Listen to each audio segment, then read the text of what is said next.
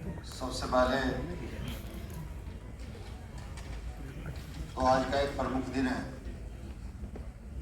आज माता अहिल्याबाई होलकर की जयंती है।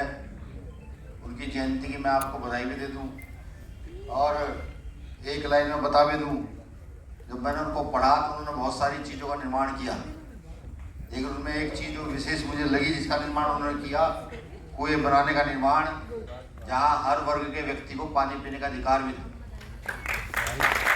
उनकी जयंती में आपको बधाई दे दूं। आज भी ये संत प्रजापति जी का परिनिर्वाण दिवस भी है।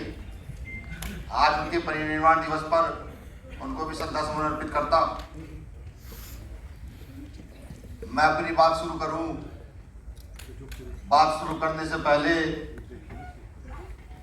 इस आंदोलन के पुरोधा, या मैं ये कहूं भारत के साथ साथ अन्य उन जगहों पर भी जहां आज भी गैर बराबरी की पराकाष्ठा कहीं ना कहीं है, उनको समता समानता का पाठ पढ़ाने वाले फूले साहब अम्बेडकर की विचारधारा वाले यहाँ बैठे सभी अधिवक्ता गणों को मेरी ओर से जय भीम, जय भारत। मैं शुक्रिया अदा कर दूं हमारे लीगल सेल के राष्ट्रीय चेयरमैन बड़े भाई MS आर्य जी का, जिनकी लगन और मेहनत से और उनकी पूरी टीम के द्वारा ये इतना बड़ा सफल आयोजन हो पाया। क्योंकि आज तक मैं जहाँ गया तो मुझे ये महसूस हुआ कि एडवोकेट को इकट्ठा करना बहुत बड़ा भारी काम है। इसलिए नहीं कि वो इकट्ठा नहीं होना चाहते, इसलिए कि उन पर काम का प्रेशर ज़्यादा रहता होगा। तो मैं MS आर्य जी और उनकी टीम का भी शुक्रिया अदा कर दूं कि भव्य आयोजन को किया और भारत के लगभग कई राज्यों के लोग, कई राज्यों के अधिवक्ता यहाँ पर हैं। मैं विशेष शुक्रिया यहाँ जो संचालन कर रहे हैं उत्तर प्रदेश के लीगल सेल के अध्यक्ष भाई रजनीश गौतम जी, जो तन मन और धन के साथ इस कार्यवाही को आगे बढ़ाते हैं, और यहाँ बैठे हमारे राष्ट्रीय प्रवक्ता भी हैं, हमारे प्रदेश के प्रभारी जी भी हैं, और तमाम जितने साथी नाम मैं अधिकतर के जानता हूँ, दूंगा बहुत लंबी लिस्ट तैयार हो जाएगी। तो मैं आप सबका शुक्रिया और आभार व्यक्त कर दूं। यहाँ आए हमारे न्यायमूर्ति यादव जी, उनका भी बहुत बहुत शुक्रिया और आभार, और हमारे विशेष अधिवक्ता भाई एडवोकेट चंद्रशेखर आजाद, जो अपना अधिवक्ता का जो धर्म है वो सिर्फ सड़कों पर ही नहीं, जब से संसद में गए वहां भी उस धर्म को पूर्णतः निभा रहे हैं। तो आप सभी का शुक्रिया और आभार। आज लीगल सेल के प्रथम राष्ट्रीय अधिवेशन के अवसर पर आप सबकी एकता अखंडता देखने को मिल रही, ये बहुत अच्छी बात है। काश एकता अखंडता बड़े पैमाने पर राष्ट्रीय स्तर पर भी देखने को मिले, जहां शायद सामाजिक न्याय की बात हो सके, जहां धार्मिक और राजनीतिक न्याय की बात भी हो सके। लेकिन आज भारत के अंदर अगर आप सामाजिक न्याय की बात करते हैं, कुछ शब्द मेरे साथ चुप सकते हैं, उनको बुरा मत मानिएगा, जब आप सामाजिक न्याय की बात करते हैं तो हमारे ही बीच के कुछ लोग उस सामाजिक न्याय को तोड़ देने का काम करते हैं। अधिवक्ता जो शब्द है वो अपने में ही न्याय का प्रतीक है। जैसे भी जज साहब ने बताया कि अधिवक्ता को बुद्धिजीवी वर्ग में गिना जाता है, लेकिन जब अधिवक्ताओं के बीच में जाति धर्म की व्यवस्था स्थापित होती है तो ये दुखदाई।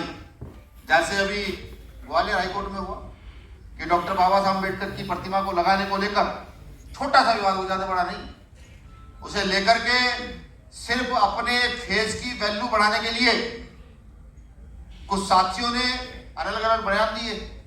पूरा स्टेट परेशान हुआ, बहुत सारे संगठन परेशान हुए, व्यवस्था बिगड़ी। हालांकि मैं ये जानता हूं कि सरकार के बिना संरक्षण के नहीं हो सकता, बिल्कुल नहीं हो सकता। और अगर समस्याओं की बात की जाए तो देखिए, हमारी समस्याओं का समाधान हमारे पास है। अगर आप और हम ये सोचते हैं कि हमारी समस्याओं का समाधान कोई तीसरा करके कर देगा तो ये मिथ्या है, बेकार की सोच है। जैसे मैं देखता हूं कि जो नए साथी, नए बच्चे LLB करके जाते हैं, इसके बाद मैं भी LLB करूंगा क्योंकि भी मुझे आदेश मिल गया है। जो साथी नए बच्चे LLB करके कोर्ट की ओर जाते हैं, जिनके परिवार भी गरीब होते हैं, खर्चे की व्यवस्था भी नहीं होती, जो मुश्किल से प्रैक्टिस कर कहीं कहीं ना कहीं अपने नाम को स्थापित करते हैं, उनको 20-20 साल, 33 साल, 40-40 साल चैंबर नसीब नहीं होते। अगर आपकी सोर्स है, आपकी ताकत है, आपकी क्षमता है, तो आपके लिए चैंबर उपलब्ध है। लेकिन अगर आपकी कोई सोर्स नहीं है, कोई ताकत नहीं है, तो आपको किसी भी कीमत पर चैंबर स्थापित नहीं होगा। इसका कारण जानते क्या?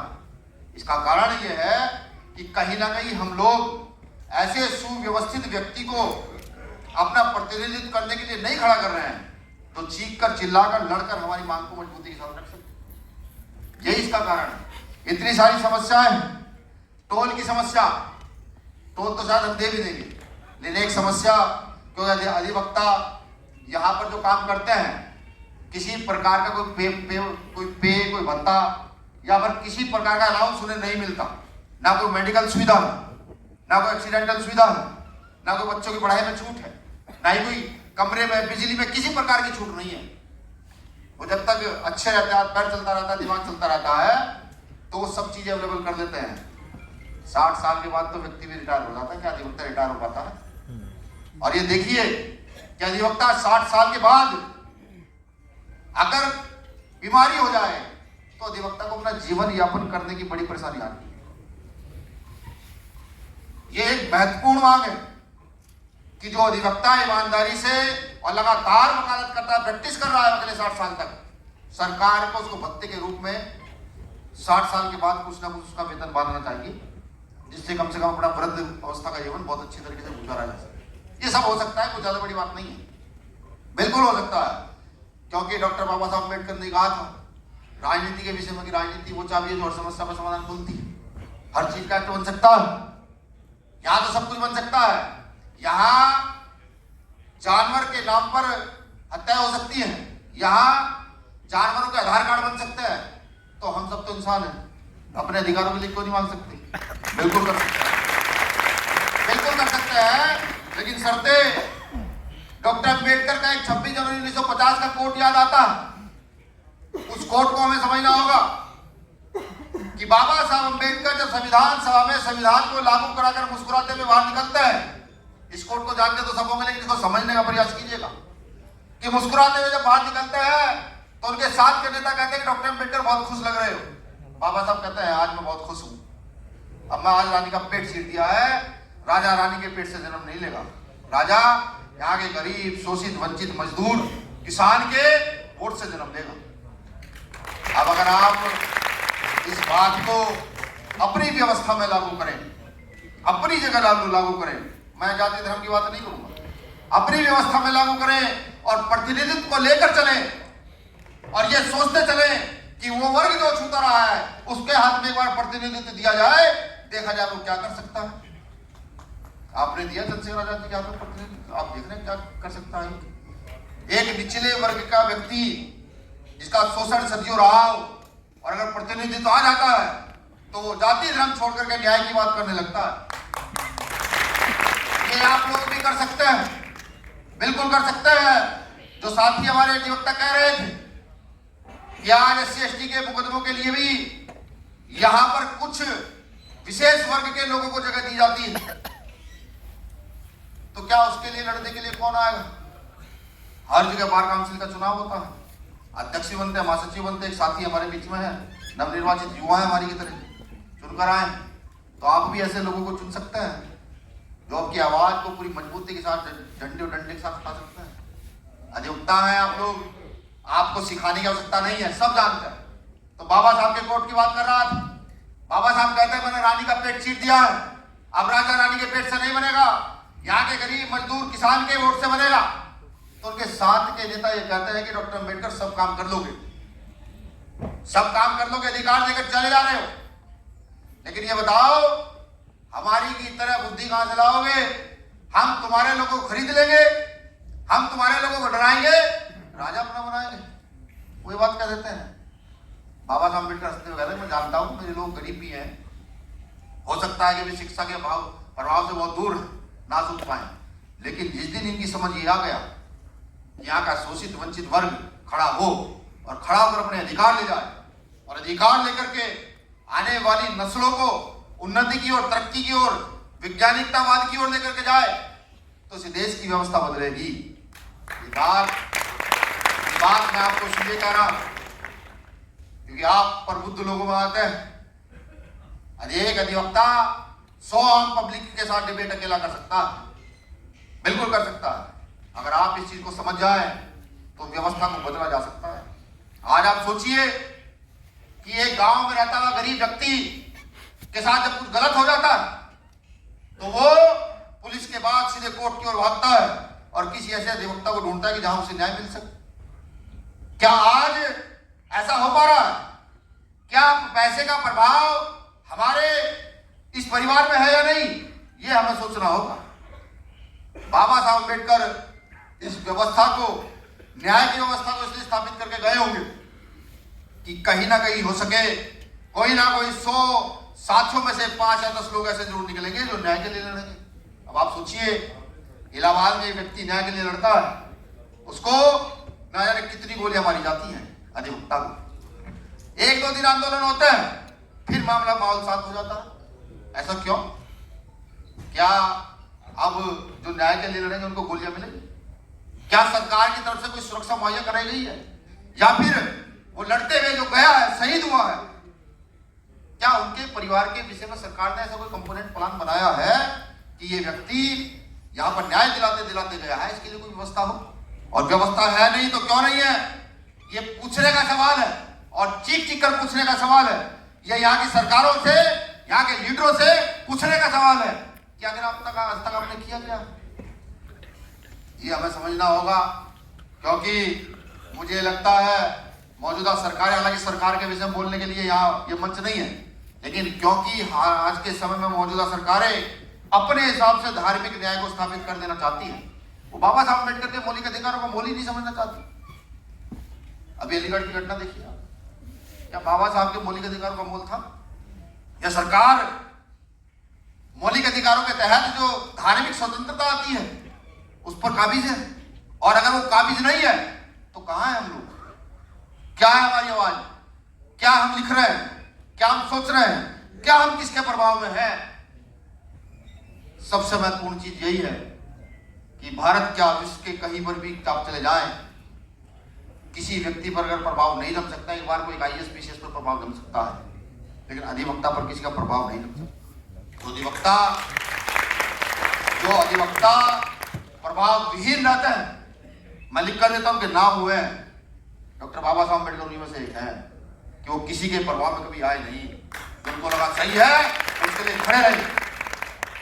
तो आज के समय में धार्मिक न्याय कौन स्थापित करेगा? कहां से आएंगे लोग? क्या भारत के लोगों को स्थापित नहीं करना होगा? बाबा साहब तो पहली लाइन में लिखते हैं भारत के लोग। हाँ, उसके बाद जो है देश में नए नए खड़े बच्चे खड़े होते हैं, वो ये तो नहीं कहते कि हम भारत के लोग, वो कहते हैं कि ये फलाना है, ये वो है, इसका धर्म ये है, इसकी जाति है, ये कहा जाता है? नहीं, इन सब चीजों से ऊपर उठ करके भी ये देश है, इस देश में समानता को स्थापित कैसे किया जाए? हालांकि आज भारत में समानता को व्यापार के तौर पर देखा जा रहा है कि अगर आप किसी भी वर्ग के प्रबुद्ध व्यक्ति हैं, धन से बल से ताकतवर हैं, तो आपको समानता की गिनती में गिना जाएगा। लेकिन अगर आप धन से बल से कमजोर हैं, आपकी कोई पहचान नहीं है, राजनीतिक सामाजिक पहचान नहीं है, तो फौरन आपका स्तर गिर दिया जाता है। ये भी हमें सोचना पड़ेगा, इस पर आवाज उठानी पड़ेगी, तब जाकर के चर्चाएं आगे बढ़ेगी। और जब चर्चाएं आगे बढ़ेंगी और क्वेश्चन होंगे तो क्वेश्चन के आंसर भी कोई ना कोई देने का प्रयास जरूर करेगा। हमें आने वाली नस्लों के लिए व्यवस्था को स्थापित करना है।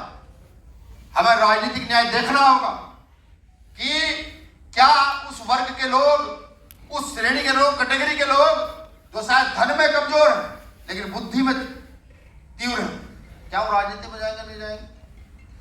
मैंने चुनाव तो बहुत सारे देखे, बहुत सारे चुनाव के विषय में पढ़ा भी। मैंने वो भी पढ़ा जब डॉक्टर बाबा साहब अम्बेडकर को हराया गया।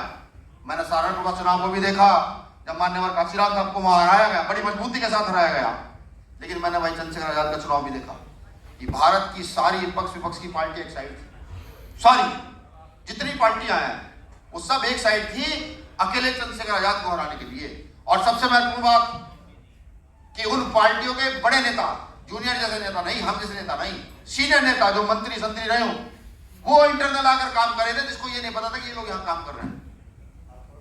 किस लिए? कभी सोचिए बात कि एक व्यक्ति को हराने के लिए इतना बड़ा षड्यंत्र किस लिए?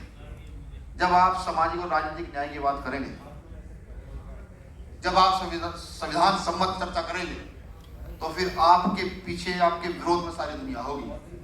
लेकिन अगर आप अपने वचन पर, अपनी विचारधारा पर अडिग है तो ये भी तय है कि आपको कोई पीछे नहीं कर पाएगा। यही तो हुआ। और देखिएगा, महापुरुषों के आशीर्वाद से, महापुरुषों के सहयोग से भीम आर्मी का, आजाद समाज पार्टी का आने वाला भविष्य इतना उज्जवल है कि अभी तो एक व्यक्ति ने हाहाकार मचा रखा है।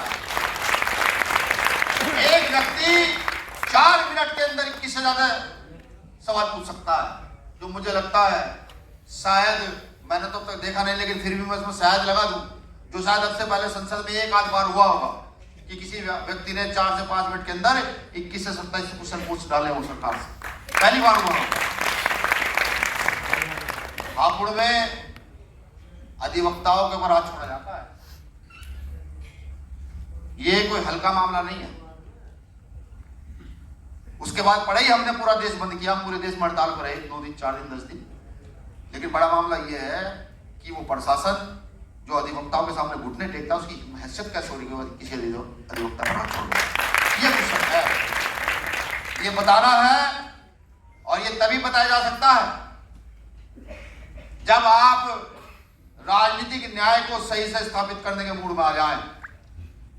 बिल्कुल, देखिए, इनकम का साधन तो आपका पैसा है, जहां बैठेंगे, जहां कलम चलेगा वहीं से आप अपना परिवार चला लेंगे। लेकिन जब आप न्याय की पराकाष्ठा पर खड़े हो जाए, परिवार तो चले ही चलेगा, लेकिन समाज में नवनिर्माण भी होगा। बाबा साहब अम्बेडकर के बाद इस समाज का नवनिर्माण हुआ, जहां हर वर्ग के व्यक्ति ने बाबा साहब को पढ़ करके, बाबा साहब को जान करके, समझ करके बराबरी की ओर कदम बढ़ाने का प्रयास किया। और आज देखिए, कहीं ना कहीं धीरे धीरे धीरे धीरे धीरे वंचित वर्ग बड़ी तेजी से बढ़ता जा रहा है। और एक शब्द कहने से पहले माफी चाहता हूं, जो डॉक्टर अम्बेडकर की विचारधारा पर चलने वाले लोग हैं, जहां मैं ये कहूं जिन्हें बहुजन समाज के लोग कहा जाता है, जिनसे वैचारिक लड़ाई हमारी रही पहले से, उनकी पता ना जाने 100, 200, 300 कितनी पीढ़ियां पढ़ी लिखी हैं। उन्होंने शास्त्रों का ज्ञान भी हासिल किया, उन्होंने बेसिक शिक्षा भी हासिल की, सारी पीढ़ियां उनकी पढ़ी लिखी हैं। और डॉक्टर अम्बेडकर वाली पीढ़ी हमारी पढ़ी लिखी नहीं थी, मुश्किल से 1-2 पुवाद थे। डॉक्टर अम्बेडकर के बाद काशीराम साहब वाली पीढ़ी थोड़ी पढ़ी लिखी हुई, और थोड़े से पॉइंट की पढ़ी लिखी पीढ़ी ने इस देश में परिवर्तन का इतना बड़ा बिगुल फूंक दिया कि आज बाबा साहब अम्बेडकर के खिलाफ उन लोगों को आंदोलन करने पड़ते हैं। अब सोचिए, जिस दिन इन मजदूर किसानों के वर्गों की पीढ़ियां, इन दलित पिछड़े आदिवासियों के बच्चे, जाट संघ समाज के बच्चे पढ़कर के आगे की ओर बढ़ जाएंगे, क्या ये देश परिवर्तित नहीं हो? क्या ये देश बदलेगा नहीं? क्या जो आज धार्मिक न्याय को अपने हिसाब से चलाना चाहते हैं उसको बदल पाएंगे? नहीं बदल पाएंगे, बिल्कुल बदल पाएंगे।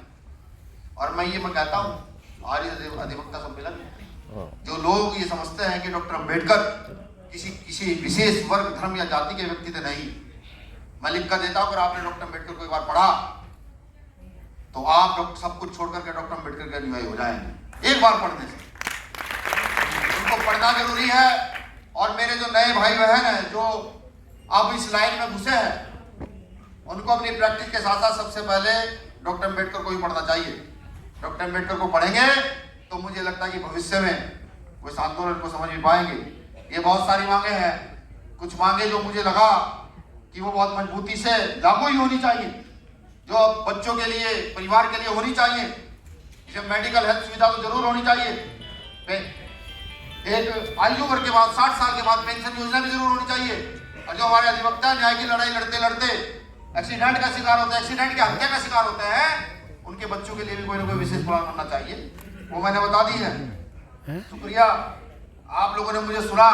मेरा प्रयास रहा कि जो मुझे समझ आया मैंने वो बताने का काम किया। और मुझे उम्मीद भी है कि बहुत सारे साथी इस ओर ध्यान जरूर देंगे। मेरा विशेष ध्यान तो ये रहेगा कि आप सामाजिक न्याय की ओर ध्यान जरूर दें, अपनी पूरे क्षमता के अनुसार। ऐसे लोग जो निर्धन हैं, जो शायद 10 कदम नहीं चल सकते, अगर आप चाहें तो उनको 10 की जगह 100 कदम भी चला सकते हैं, उनके साथ खड़े हो। शुक्रिया। जय भीम, जय भारत, जय संविधान। भीम आर्मी जिंदाबाद, आजाद समाजवादी पार्टी जिंदाबाद। हमारे नेता लोकप्रिय सांसद भाई चंद्रशेखर आजाद जिंदाबाद। यहाँ बैठे हमारी लीगल टीम के तमाम साथी जिंदाबाद।